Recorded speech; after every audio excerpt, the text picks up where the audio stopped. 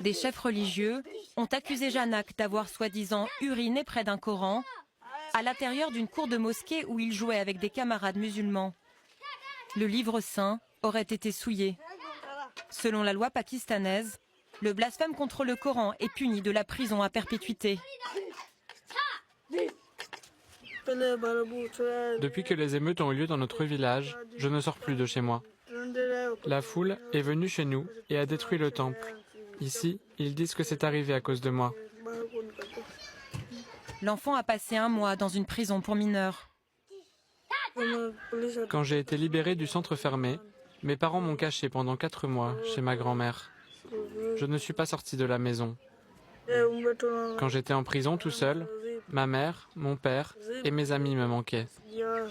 Maintenant, je me sens différent des autres enfants parce que je passe toute la journée à la maison. Les amis ne peuvent pas être autour de moi tout le temps pour jouer et je m'ennuie. Je m'occupe en grimpant sur les toits des voisins. Je passe d'un mur à l'autre.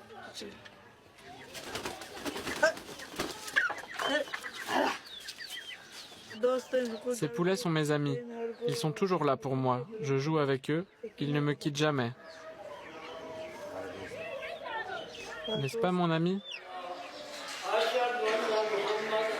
C'est dans cette mosquée de Sadiqabad que le drame a commencé. L'imam Karim Mohammad n'a pas changé de discours.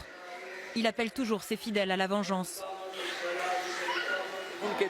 Des garçons de la communauté hindoue sont entrés dans le séminaire. Ils ont uriné sur les tapis et jeté des livres. Le livre saint du Coran a été pollué.